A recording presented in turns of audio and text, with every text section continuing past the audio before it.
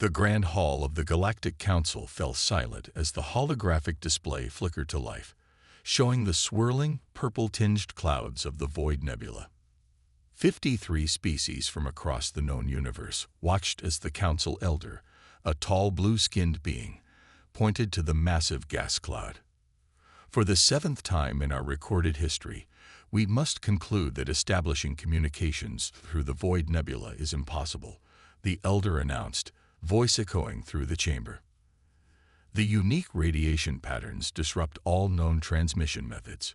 We must accept the nebula as a natural barrier to our expansion. In the back of the hall, Commander Tom Fisher of Earth shifted uncomfortably in his seat. Humans were still newcomers to the galactic community, having achieved faster-than-light travel only 30 years ago. The other species often treated them with a mixture of curiosity and dismissal, like clever children who had wandered into an adult conversation. With respect, Tom called out, standing up despite the disapproving glances from the delegates around him. Earth would like to propose a different approach to the problem. A ripple of whispers spread through the hall. The Elder's 4 eyes blinked slowly in surprise. The human delegation is recognized, the Elder said, making no effort to hide the doubt in his voice. Though I must remind you that species with far more advanced technology have tried and failed for centuries. Tom walked to the center of the hall, his plain gray uniform standing out among the elaborate robes and biosuits of the other delegates. At 48, with graying hair at his temples and deep lines around his eyes, he carried himself with the quiet confidence of someone who had solved difficult problems his entire life. Humans have a history of achieving what others thought impossible, Tom said. We're not as advanced as many of you, but we see problems differently. Give us one standard cycle to build a working communication array in the Void Nebula. Laughter erupted from several delegations. The representative from the Marin Collective, a hive mind species known for their computational abilities, stood up. My species spent 20 cycles attempting to solve this problem, the Marin said, their voice a harmonious blend of multiple tones. Our calculations show a 99.8% probability of failure for any known communication technology. What could humans possibly bring to this challenge? Tom smiled. Something you don't have: desperation and creativity. We need this route to expand our colonies. We'll stake our reputation on it. The Council Elder raised a hand for silence. This is most unusual. What does Earth request to attempt this project? Access to the nebula, non-interference from other species, and if we succeed, Earth gets priority access rights to the new route for 10 cycles, Tom replied. The council chamber erupted in debate. After several minutes, the Elder called for order. Very well. 1 standard cycle, 3 Earth years. If you fail, Earth will contribute double resources to the next official attempt and publicly acknowledge the impossibility of the task. Begin your preparations. As Tom left the chamber, a tall, thin alien with pale green skin fell into step beside him. It was Ben, an Earth nickname for an unpronounceable name, the only member of the reclusive Velen species who regularly worked with humans. That was either very brave or very stupid, Ben said. I cannot decide which. Tom grinned. Maybe both, but I've got someone in mind who might just pull this off. 2 weeks later, Tom stood in a cluttered workshop on the outskirts of New Seattle on Earth. Tools and machine parts covered every surface, and holographic blueprints floated in the air. In the center of the chaos stood Dr. Jack Reed, hunched over a workbench, completely ignoring his visitor. Jack was in his late 30s, with wild brown hair that looked like it hadn't been combed in days. His hands moved with surprising grace as he assembled a small device, muttering to himself. Jack, Tom said loudly. The council approved our proposal. Jack didn't look up. I heard you volunteered humanity for a suicide mission. Congrats. I volunteered you for a suicide mission, Tom corrected. There's a difference. That got Jack's attention. He straightened up, revealing a lean frame and sharp eyes that examined Tom with open suspicion. The Void Nebula Project. Are you crazy? No one can build a comm system that works through that soup of radiation. That's what they all say. Because it's true. The radiation patterns change constantly. It eats signals for breakfast. Tom picked up a small model ship from a nearby shelf. Remember when everyone said humans couldn't build a jump drive small enough for a scout ship? You proved them wrong. That was different, Jack said, but Tom could see the spark of interest in his eyes. I've already started assembling a team, Tom continued. Dr. Lisa Morgan from MIT. She wrote that paper on quantum entanglement that everyone said was impossible until she demonstrated it. Jack's eyebrows rose. Morgan agreed to this. She said, and I quote, "Finally, something worthy of my time." A small smile tugged at Jack's lips. Who else? Mike Davis for materials science. He's been developing those adaptive alloys for deep space radiation. And Dana Wilson for programming. She's the one who cracked the Marin encryption last year. Jack walked over to his main computer and pulled up a file. I've actually been playing with some ideas about the nebula. Just as a thought experiment, you understand. Tom smiled. Jack was hooked, whether he admitted it or not. When do we leave? Jack asked finally. 3 days. We're setting up a research station at the edge of the nebula. The Velen government is lending us one of their outposts. Jack looked surprised. The Velens? They never share technology. Ben pulled some strings, said he's curious to see what humans can do when properly motivated. 1 month later, the newly named Outpost Hope hummed with activity as the last of the equipment was unloaded from the transport ships. The station hung at the very edge of the Void Nebula, its reinforced windows offering a spectacular view of the swirling purple and black gases that had defied exploration for centuries. Jack stood in the main lab with Lisa Morgan, a tall black woman with close-cropped hair and an intensity that matched his own. They watched as Mike and Dana calibrated the sensors that would map the nebula's radiation patterns. The council sent observers, Lisa said quietly. They're expecting us to fail. Of course they are, Jack replied. That's what makes this fun. Lisa smiled, but it didn't reach her eyes. I found something interesting in the archives. 100 years ago, a ship from the ancients was discovered at the nebula's edge. The ancients were a mysterious species that had disappeared thousands of years ago, leaving only fragments of their advanced technology across the galaxy. The Galactic Archives had part of their research log, Lisa continued. They were studying the nebula too, before they vanished. Jack's eyes widened. Did they find a way through? The records are incomplete, but they were approaching the problem differently than everyone else. They weren't trying to overcome the radiation. They were trying to use it. Before Jack could respond, an alarm blared. The station shuddered as a radiation wave from the nebula washed over it. All systems holding, Donna called out from her station.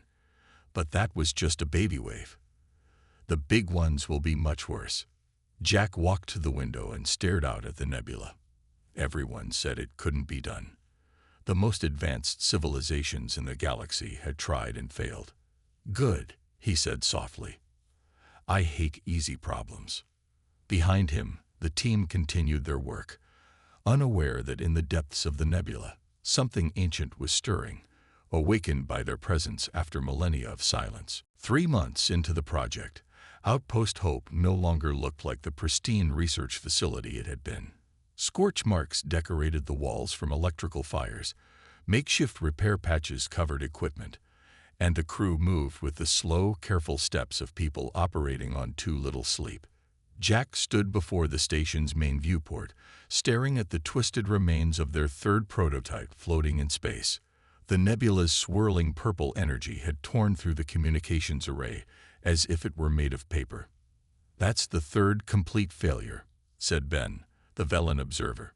He stood beside Jack, his thin green fingers tapping against his datapad. The council representatives are concerned about your lack of progress. Jack didn't turn away from the viewport. Tell them to be concerned about something else. We're working. The Marin delegation is already drafting a report stating that this project is, as predicted, impossible. Good for them, Jack muttered. I hope they use nice paper. Lisa entered the observation deck, her normally neat appearance now disheveled. Dark circles hung under her eyes, but determination still burned in her gaze. Jack, we need to talk about the power flow. I think I see where we went wrong. Ben bowed slightly. I will leave you humans to your work, but remember, time passes quickly. As Ben left, Lisa spread holographic diagrams in the air between them. The radiation spikes are following a pattern we didn't account for. Look here and here. She pointed to 2 points where energy waves had crashed into their prototype. Jack studied the data. So the nebula doesn't just block signals, it actively attacks them. Not attacks. It's more like an immune system. The nebula responds to our transmissions as if they're invaders. Lisa pushed her hair back from her face. We need to rethink our entire approach. The door slid open, and Mike entered with Donna close behind. Mike carried a small device that pulsed with a soft blue light. We've got something, Mike said. His normally cheerful face was serious. I've been experimenting with those ancient material samples we found in the archives. They respond differently to the nebula's radiation. Dana nodded eagerly. We ran a small-scale test. The material doesn't try to block the radiation. It channels it. Jack took the device from Mike's hands, examining it closely. How far did the signal get? Only a few meters, Dana admitted. But it didn't get destroyed. That's progress. A sudden tremor shook the station, causing the lights to flicker. The nebula outside the viewport churned angrily, waves of energy washing over the station's shields. Another radiation storm, Lisa said. The big one we've been tracking.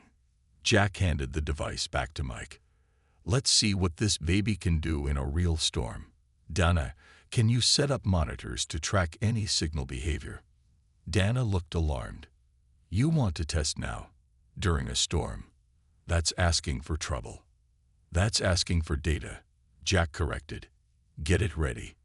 2 hours later, as the radiation storm reached its peak, the team gathered in the station's protected core.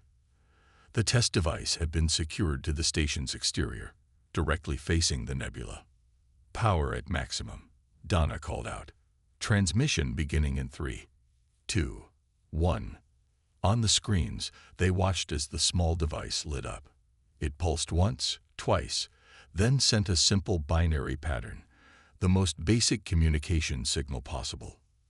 For a moment, nothing happened. Then the nebula seemed to ripple.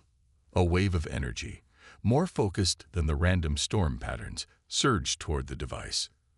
It's going to fry it, Mike said, resignation in his voice. But instead of destroying the device, the energy wave flowed around it. The monitoring equipment showed the signal continuing, weak but intact, for almost a kilometer into the nebula before fading.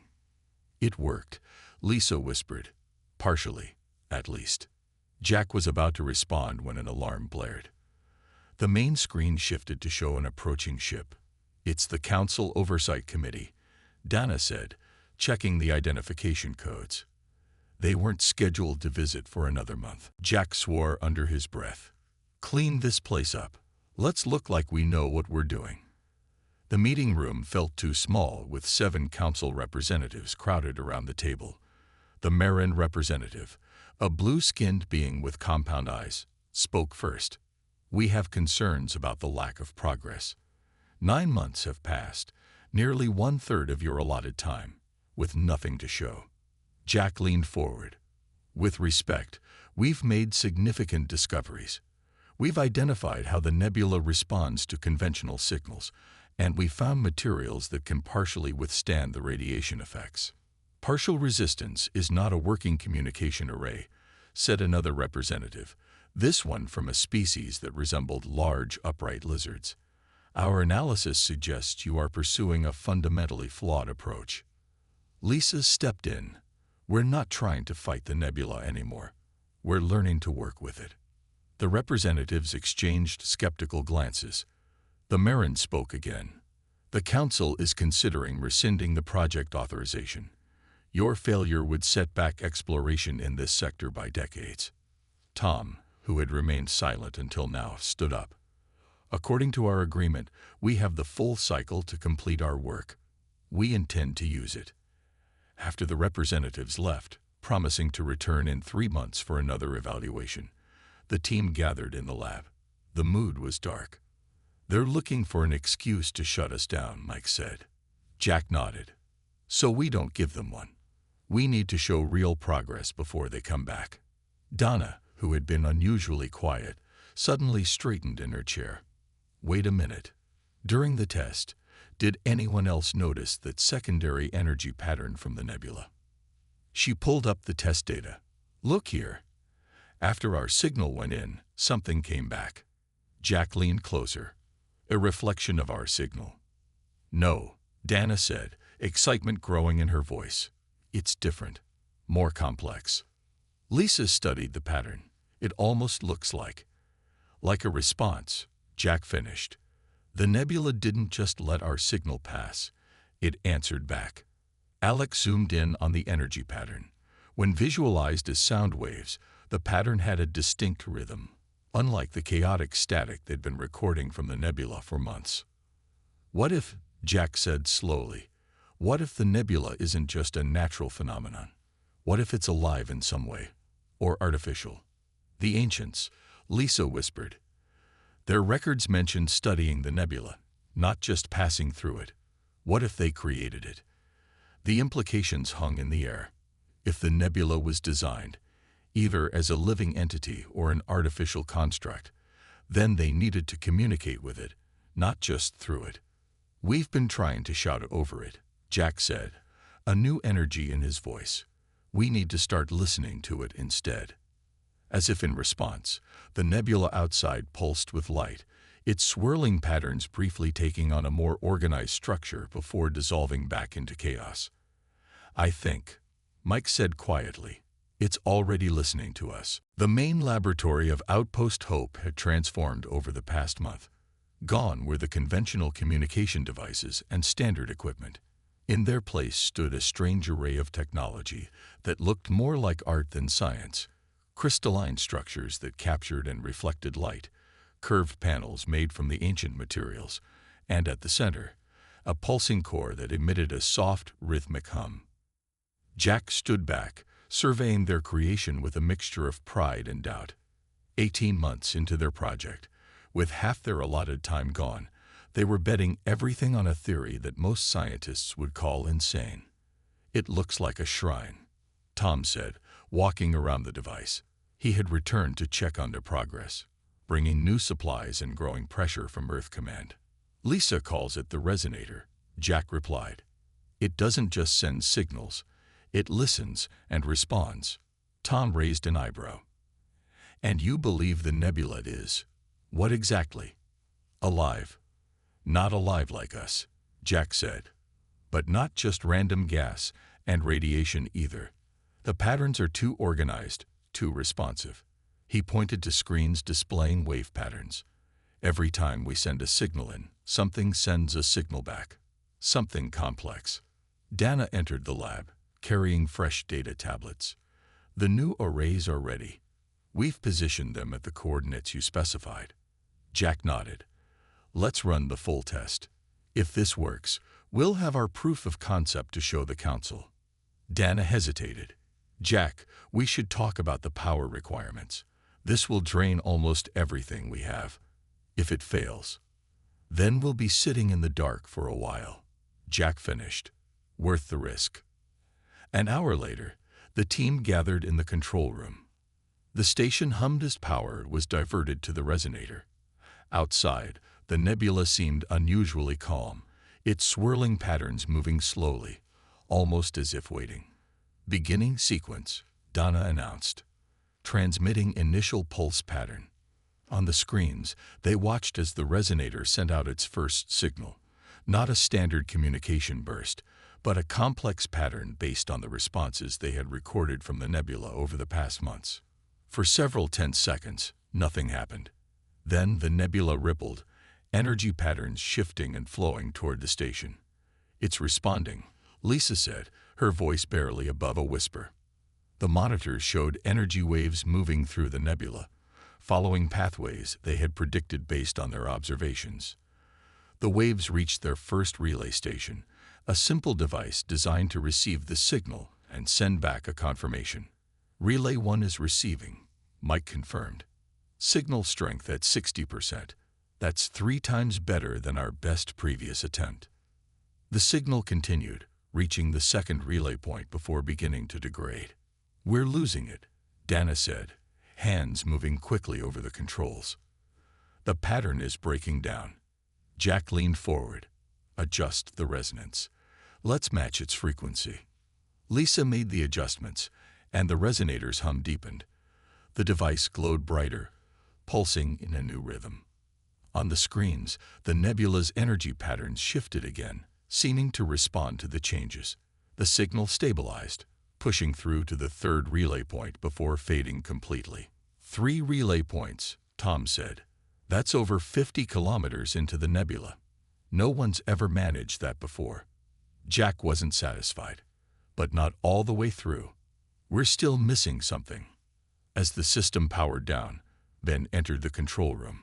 The Velen had been watching their progress with increasing interest over the months. The council representatives have arrived early, he announced. They seem eager to evaluate your progress. Jack exchanged glances with his team. They had expected another month to perfect their system before the next inspection. Tell them we'll be ready to present our findings in 2 hours, Jack said. After Ben left, Dana voiced what everyone was thinking. They're here to shut us down, aren't they? Probably, Jack admitted, but they can't ignore results. Lisa, can you clean up that data? I want to show them exactly what the nebula is doing. Mike, get the resonator ready for a demonstration. The council representatives sat stiffly in the conference room as Jack explained their theory. Most looked skeptical, especially the Marin representative, whose compound eyes reflected no emotion. You're suggesting, the Marin said, that this nebula, a natural phenomenon, is some kind of communication entity. This is unscientific. I'm suggesting, Jack replied carefully, that the nebula has properties consistent with a designed system, not a random one. Our data shows clear response patterns to specific inputs. The representative from the Orion Consortium, a tall being with metallic skin, leaned forward. The consortium has extensive experience with communication technology. What you describe would violate several established laws of physics. Only if you assume all physics is the same everywhere, Lisa countered. The nebula exists in a quantum state unlike anything we've seen elsewhere. Jack nodded to Donna, who activated a holographic display showing their test results. We've achieved partial communication 50 kilometers into the nebula. No other attempt has managed even 5 kilometers. This caused a stir among the representatives. The Marin turned to confer with its colleagues in a rapid series of clicks and whistles.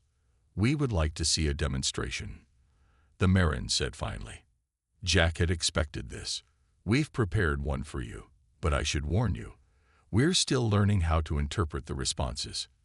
In the main lab, the representatives gathered around the resonator. The strange device drew curious looks, with several representatives scanning it with their personal devices. This design incorporates no standard communication technology, noted the Orion representative, suspicion clear in his voice. Because standard technology fails in the nebula, Jack said simply. As everyone has discovered. Jack nodded to his team. Let's begin. The resonator hummed to life, its crystalline components glowing with inner light. The pattern they sent was simple this time, a repeating mathematical sequence that any intelligent system should recognize. For several long moments, nothing happened. Jack felt sweat beading on his forehead as the representatives began to shift restlessly. Then, the station's lights flickered. The nebula outside pulsed, and the resonator's glow intensified.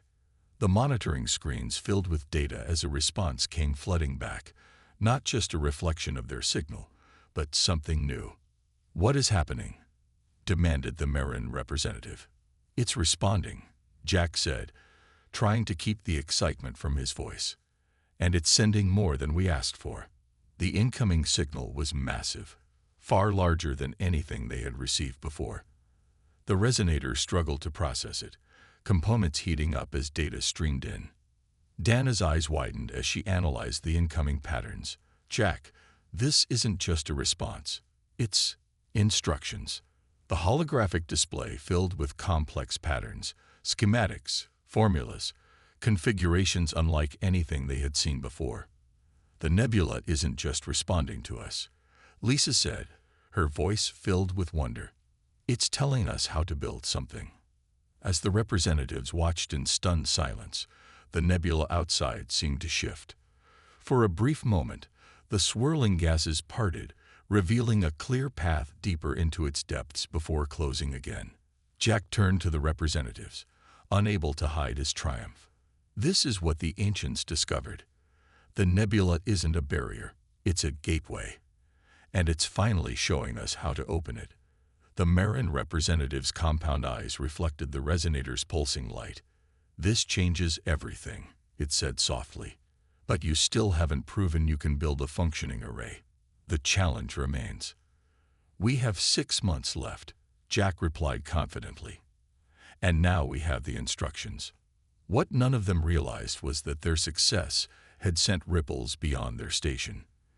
In distant sectors, those with interests in keeping the nebula closed had received word of the humans' breakthrough and were already making plans to ensure they would go no further. The construction bay of Outpost Hope bustled with activity. Engineers and technicians moved with purpose as they assembled the full-scale communication array based on the nebula's instructions. Giant crystalline structures caught the light from the nebula, sending rainbow patterns dancing across the walls. In the 2 months since their breakthrough, progress had accelerated beyond anyone's expectations. Jack stood on the observation platform with Lisa, watching as Mike directed the placement of a particularly delicate component. "We're ahead of schedule," Lisa said, checking her data tablet. "Another month, and we'll be ready for the first full test." Jack nodded, but his expression remained serious. "Something feels wrong. The last supply ship was late, and half the components we requested were accidentally shipped to the wrong station." "Bad luck happens," Lisa suggested, 3 times in a row. Jack shook his head. "No, someone doesn't want us to finish this." A loud crash from below interrupted their conversation. One of the main support beams had collapsed, sending technicians scrambling for safety. Alarms blared as emergency systems activated. "Containment breach in Section 4. Dana's voice came over the comm system. "We're losing pressure." Jack and Lisa rushed from the platform, making their way through corridors now filled with flashing emergency lights. They reached the construction bay to find chaos. Equipment damage, the precious crystalline components cracked, and worst of all, Mike trapped under a fallen beam, blood pooling beneath him. "Get the medical team here now," Jack shouted, dropping to his knees beside Mike. "Hold on, buddy. We've got you." Mike's face was pale, his breathing shallow. "The beam. It shouldn't have failed. I checked it myself yesterday." Emergency medical staff arrived, carefully freeing Mike from the debris and rushing him to the medical bay. Jack remained in the construction area, examining the fallen beam with growing anger. "This wasn't an accident," he said to Lisa, pointing to a clean cut in the metal. "Someone sabotaged it." Dana approached, her face grim. "The damage is extensive. We've lost at least 3 weeks of work. And the core crystalline matrix is cracked. We'll need a replacement, which will take another month to fabricate," Lisa added, the implications clear in her voice. With their deadline rapidly approaching, every delay pushed them closer to failure. In the station's secure communication room, Jack faced the screen showing Tom and several Earth Command officials. "We have proof of sabotage," Jack said, sending the evidence they had gathered. The beam was cut with a molecular disruptor, very advanced technology. Tom's expression was grim. "The Orion Consortium has been lobbying hard against your project. They control most of the current communication networks in the quadrant. If you succeed, They lose their monopoly, Jack finished. How's Mike? Tom asked. Stable, but he won't be able to work for at least a month. We've lost our best materials expert when we need him most. One of the command officials leaned forward. We can send replacements for the damaged components, but it will take time. The question is, can you still complete this before the deadline? Jack hesitated, then straightened his shoulders. Yes, we have to, but we need security. If the consortium tries again, we're sending a security team, Tom assured him. And I'm coming back out there myself. This project is too important to fail now. 3 weeks later, the construction bay was back in operation. Security personnel now patrolled the station, checking identification and monitoring all activities. The replacement components had arrived, along with a team of additional engineers from Earth. Jack sat in the medical bay beside Mike's bed. Though still weak, Mike had insisted on reviewing the construction plans from his recovery room. The new matrix isn't aligning properly, Mike said, pointing to a schematic on a tablet. The resonance frequency is off by 0.03%. Jack rubbed his tired eyes. We've tried recalibrating it 6 times. Nothing works. Because you're using standard calibration methods, Mike said. This isn't standard technology. Mike sketched something on the tablet. Try this. We need to think like the nebula thinks. Not in straight lines, but in patterns. Jack took the tablet, studying Mike's design. This could work. I'll get the team on it right away. As Jack left the medical bay, an alarm sounded. Not the blaring emergency alarm, but a persistent warning tone that indicated an approaching space phenomenon. Jack rushed to the control room, where Donna and Lisa were already monitoring the situation. Massive solar flare from the nearby star, Donna reported. It's sending a radiation wave straight toward the nebula. And us. Lisa pointed to the sensor readings. The nebula's already reacting. Its energy patterns are shifting. This could disrupt everything we've built. Jack studied the data. How long do we have? The wave will hit us in about 6 hours, Dana said. Station shields should protect us, but the external array components will be fried, Jack finished, unless we can protect them somehow. Tom joined them, having arrived with the security team the previous week. Can we bring the components inside? Jack shook his head. There's not enough time to disassemble everything, and some components are too delicate to move now that they're aligned. Lisa studied the approaching radiation wave. What if we use the nebula itself as a shield? It responds to our resonator. Maybe we can direct its energy to deflect the radiation. That's never been done before, Dana said doubtfully. Nothing we've done here has been done before, Jack replied. Let's try it. 4 hours later, they had modified the resonator to emit a new pattern, one designed to encourage the nebula to form a protective barrier around the station. The theory was sound, but untested. The radiation wave is accelerating, Dana reported. Impact in 90 minutes.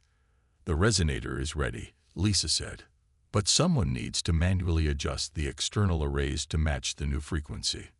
Jack looked at the external components through the viewport. That means spacewalking during a radiation storm. I'll go, Tom volunteered. No, Jack said firmly. This is my project. I'll do it. Despite protests from the team, Jack donned the radiation suit, a heavy, cumbersome thing that would offer limited protection at best. The suit will give you 30 minutes before radiation levels become dangerous, Lisa said as she helped him with the final preparations. After that, I work fast, Jack said with a forced smile. Outside the station, tethered by a safety line, Jack moved slowly between the array components. The nebula churned around him, its swirling patterns more agitated than usual as the radiation wave approached. The first components adjusted easily, their controls responding to his commands. But as he reached the main array, his comm system crackled with static. Jack, the wave is accelerating. Lisa's voice came through broken and distorted. You have 15 minutes to get back inside. Jack checked the array controls. 3 more adjustments needed, each requiring precise calibration. He worked methodically, ignoring the increasing radiation warnings in his suit. When the final adjustment was complete, Jack turned back toward the airlock. That's when he saw it, a tear in his suit's left arm, exposing his skin to the increasing radiation. "Jack, get inside now." Dana's voice came urgently over the comm. "Radiation levels are spiking." Jack pushed off toward the airlock, his movements growing sluggish as the radiation began to affect him. Through his helmet, he could see the nebula's energy patterns shifting, forming a swirling barrier between the station and the approaching wave. As Jack reached the airlock, the full force of the radiation wave hit. The nebula's protective barrier glowed brilliant purple, absorbing the impact. Inside his failing suit, Jack smiled weakly as darkness closed in. Their crazy theory had worked. The nebula had protected them. But at what cost? The medical bay of Outpost Hope was quiet except for the steady beep of monitoring equipment. Jack lay unconscious, his body fighting the effects of severe radiation exposure. Around his bed stood his team. Lisa with red-rimmed eyes, Dana clutching a data tablet like a shield, and Mike in a hover chair, still recovering from his own injuries. "The doctors say he'll pull through," Tom said, entering the room. "But he'll need specialized treatment back on Earth." "We can't send him back now," Lisa protested. "We only have 3 weeks until the deadline." Tom's expression was grim. "The council representatives are already preparing their final inspection. Without Jack, we continue," Mike said firmly from his chair. "Jack risked everything to save the project. We won't let that go to waste." Dana nodded, pulling up schematics on her tablet. "The nebula's protective response during the radiation wave gave us new data. Look at these energy patterns." The tablet showed complex, flowing patterns unlike anything they had recorded before. The nebula's reaction to the solar flare had revealed aspects of its behavior they hadn't previously understood.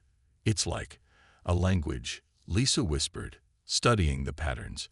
"Not just responses, but a complete communication system." Tom looked doubtful. "Even if that's true, our communication array isn't complete. The final relay stations aren't built, and we don't have time to construct them." "Then we improvise," Mike said. "The nebula responded to our needs during the crisis. Maybe it will do so again if we ask properly." Word of the human project's setbacks had spread throughout nearby systems. Despite attempts to keep the Sabotage quiet, rumors circulated. Many dismissed the humans' efforts as doomed, but others watched with growing interest. In the station's communication center, an unexpected message arrived. Dana called the team together to view it. "We've received transmissions from 15 human colonies across 3 sectors," she announced, bringing up the messages on the main screen. "They're all offering help." The messages showed human ships of all sizes, from small personal vessels to large transport craft, volunteering to assist with the project. Some were mining vessels with raw materials, others were research ships with specialized equipment. "They want to serve as mobile relay points," Dana explained. "With enough ships positioned through the nebula, we wouldn't need fixed relay stations." Tom frowned. "That's never been attempted. The ships would need to maintain perfect positions while exposed to the nebula's radiation." "They know the risks," Lisa said, reading through the messages. "They're coming anyway." Over the next 2 weeks, human ships arrived at the edge of the nebula. Each was fitted with components built according to the specifications derived from the nebula's instructions. The station buzzed with activity as engineers and volunteers worked around the clock. In the medical bay, Jack regained consciousness long enough to be briefed on the plan. "It's crazy," he said weakly, a ghost of his old smile appearing. "Exactly the kind of crazy I would have suggested." Mike wheeled his chair closer to Jack's bed. "The nebula's been quieter since you were injured, almost like it's waiting." Jack nodded slowly. "It knows we're trying to communicate. Wake me when it's time for the test." On the day before the council's deadline, the final preparations were complete. 23 human ships had positioned themselves in a complex pattern extending deep into the nebula, each carrying a piece of the communication technology. On the station, the main array hummed with energy, the crystalline components glowing softly. In the control room, tension was palpable.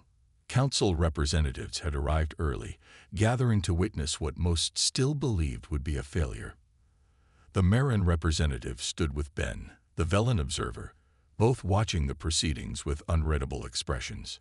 Jack had insisted on being present, supported by a medical exoframe that kept him upright. His face was pale, but determination burned in his eyes. "Begin the sequence," he ordered. Dana activated the resonator, which pulsed with light. The patterns they had learned from the nebula flowed from the device, more complex and nuanced than anything they had tried before. On the screens, they watched as the signal reached the first ship. The vessel's smaller resonator captured the signal, amplified it, and sent it deeper into the nebula. Ship after ship repeated the process, creating a chain of communication that pushed further than any previous attempt. Signal holding at 60% strength, Lisa reported, her voice tight with concentration. Approaching the halfway point, the nebula's swirling patterns changed as the signal progressed, energy flows shifting to follow the path created by the ships. The council representatives murmured among themselves, even the skeptics unable to deny what they were seeing. "We're losing coherence at relay point 15, Donna warned. "The pattern is degrading." Jack stepped forward, leaning heavily on his support frame. "Adjust to frequency pattern delta. Let the nebula guide the signal." As the adjustments were made, the signal stabilized, then strengthened. The remaining ships picked it up, continuing the chain. "Final relay point reached," Lisa announced, disbelief in her voice. "Signal strength at 42%. That's enough." The entire room held its breath as they waited to see if anything would come back from the other side of the nebula, a region of space that had been isolated for millennia. Seconds stretched into a minute, then 2. "No response," the Marin representative said finally. While impressive, this demonstration, a sudden burst of energy from the nebula cut off the Marin's words. The station's systems flared as data began streaming in, not just from the other side of the nebula, but from within it. "We're receiving multiple signals," Dana said, her fingers flying over the controls. "Not just our test signal. There's more. Much more." The main screen filled with data, star charts, navigation coordinates, and messages in dozens of languages, some long forgotten. The nebula itself seemed to come alive, its colors shifting and dancing in patterns too orderly to be natural. "The nebula isn't just letting messages pass through," Jack said, understanding dawning on his face. "It's been storing them. For centuries." The Marin representative stepped forward, compound eyes fixed on the screen. "These messages, some are from species that disappeared thousands of years ago. The ancients built this," Lisa said softly, "not as a barrier, but as an archive, a library of knowledge protected from the outside universe." As they watched, the nebula's patterns formed a clear pathway through its center, a stable corridor that had not existed before. The human ships reported that the radiation levels along this path had dropped to safe levels. "It wasn't that no one could build a communication system," Jack said, turning to face the council representatives. "It was that no one had properly asked permission to enter."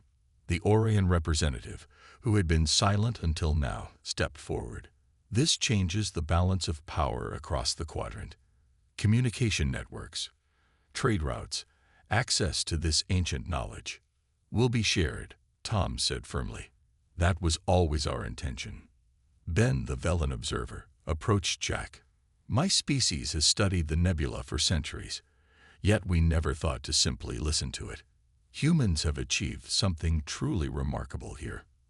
Outside the viewport, the nebula glowed with new light, its swirling gases forming patterns that seemed almost joyful. The silence that had filled this region of space for millennia had been broken at last.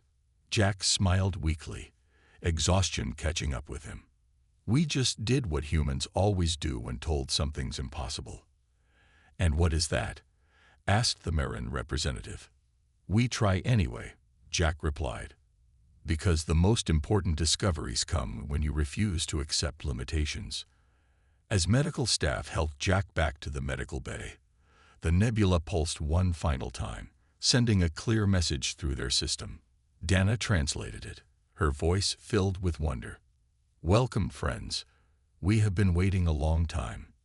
The silence was truly ruined now, replaced by the voices of the past and the promise of a future where the impossible was simply another challenge for human ingenuity to overcome.